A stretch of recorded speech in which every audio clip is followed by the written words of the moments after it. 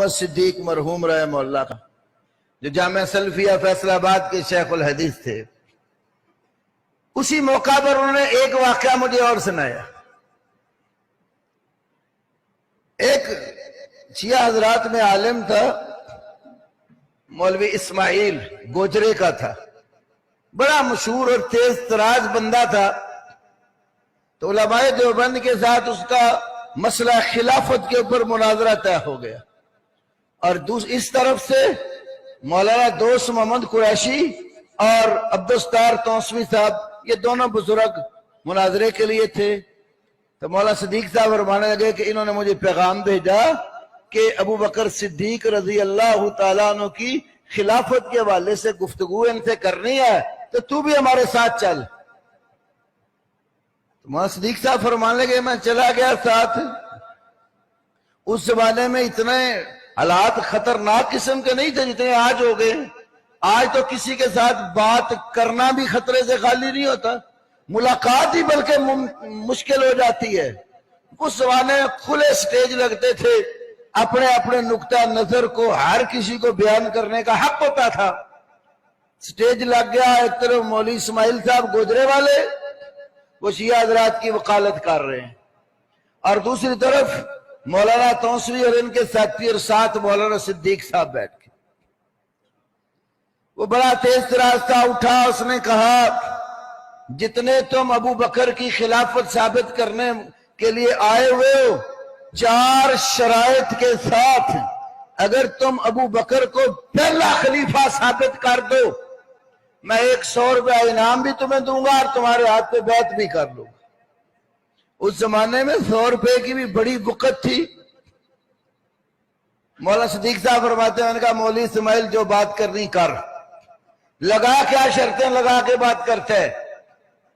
کہنے لگا کہ پہلی شرط یہ ہے اللہ رب العالمین نے بات کہی ہو، دوسری شرط نبی کی زبان سے وہ بات کہلوائی ہو، تیسری شرط ابو بکر کا صراحتاً نام ہو کہ یہ میرے بعد خلیفہ ہے، چوتھی شرط یہ کتاب تمہاری نہ ہو، کتاب ہماری ہو۔ ہمارے گھر سے اگر تم یہ ثابت کر دو کہ اللہ نے نبی کی زبان سے یہ کہلوایا ہو کہ میرے بعد متصل خلیفہ ابو بکر ہے، تو ہمارے گھر کی کسی کتاب سے دکھا دو، میں 100 روپیہ بھی انعام دوں گا اور تمہارے ہاتھ پہ بیعت بھی کر لوں گا۔ مولانا صدیق رحمہ اللہ کھڑے ہو گئے، فرمانے لگے مولوی اسماعیل 100 روپیہ نکال کے یہاں میدان میں رکھ دے، مجھے تیری 4 شرطیں منظور ہیں۔ وہ کہہ بیٹھا تھا، جیب خالی تھی، لوگوں نے اس کی اس بات کے اوپر ہی تالیاں بجا کے بڑی اس کی بےزتی کر دی۔ مولانا صدیق صاحب فرمانے لگے مولوی اسماعیل دھیان سے سن لے، اللہ نے قرآن کے اندر سورہ تحریم میں ذکر کیا ہے وَإِذْ أَسَرَّ النَّبِيُّ إِلَىٰ بَعْضِ أَزْوَاجِهِ حَدِيثًا، وہ وقت یاد کرو جب نبی نے اپنی بیویوں میں سے کسی ایک بیوی کے پاس اپنی بات کو راز کے طور پر رکھا، اور وہ بی بی راز سنبھال نہ سکی، اس نے دوسری رسول اللہ کی بیوی کو بات بتا دی۔ اللہ کے نبی کو پتہ چل گیا، کیونکہ اللہ نے وحی کر کے بتایا، تو وہ بات کہنے لگے کیا تھی؟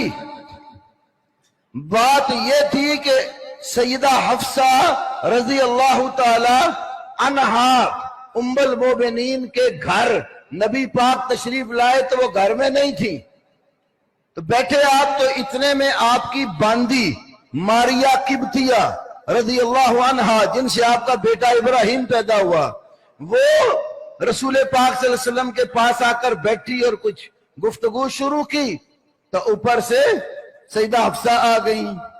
انہیں یہ بات ناگوار گزری، کہنے لگے یا رسول اللہ میرا گھر ہے اور میری باری ہے، تو میری باری میں یہ کیا کرنے آئی ہے؟ تو اللہ کے نبی صلی اللہ علیہ وسلم نے کہا حفصہ تو پریشان نہ ہو، میں تجھے ایک راز کی بات بتاتا ہوں، خبر نہ دینا کسی کو تم۔ تو کہنے لگے اللہ کے نبی کیا راز ہے؟ تو آپ نے فرمایا کہ انا ابا بکرن یلل خلافت من بعدی ثم من بعد ہی ابو کے عمر، میرے بعد خلافت کا والی ابو بکر صدیق ہوگا، اس کے بعد تیرا باپ عمر خلیفہ بنے گا رضی اللہ عنہم اجمعین۔ جب یہ راز کی بات بتائی تو حفصہ بہت خوش ہوئی اور خوشی کے مارے حضرت عائشہ کو بات بتا دی۔ جب حضرت عائشہ کو یہ بات بتائی، بات نکل آئی، اللہ تعالیٰ نے اپنے نبی کو بتا دیا۔ فلما اظہرہ اللہ علیہ، جب اللہ نے یہ معاملہ آپ پر ظاہر کیا، بی بی حفصہ آپ سے کہتی ہیں قالت من انباک ھذا، یہ خبر آپ کو کس نے دے دی ہے؟ تو آپ صلی اللہ علیہ وسلم نے فرمایا نبأنی العلیم الخبیر، یہ خلافت والی جو خبر ہے یہ مجھے اللہ علیم و خبیر نے دی ہے۔ فرمانے لگے دیکھ اللہ علیم و خبیر بتا رہا ہے کس کو؟ اپنے نبی کو۔ اللہ نے خبر دی نبی کو، نبی بول پڑے، نبی کی زبان پر صرف ایک صحابی کا نام نہیں آیا، تو نے ایک خلافت مانگی تھی، میں تجھے 2 خلافتوں کی بشارت سنا رہا ہوں کہ اللہ کے نبی نے کہا میرے بعد ابو بکر، اس کے بعد حفصہ کا باپ عمر ہوگا۔ یہ پہلی 3 شرطیں پوری ہو گئیں تو کہنے لگے اب 4تھی شرط تیری تھی کہ والا ہمارے گھر کا ہو۔ تو یہ ان کے پاس کتاب تھی تفسیر قمی، یہ علی بن ابراہیم قمی ایک بہت بڑا کا مفسر گزرا، اور اس کا باپ ابراہیم 11ویں امام حسن عسکری کا شاگرد تھا۔ کہنے لگے کتاب بھی تیری ہے اور 3 دوسری شرطیں بھی اس میں موجود ہے، آ کے بیعت کر ابو بکر صدیق کو پہلا خلیفہ مان لے۔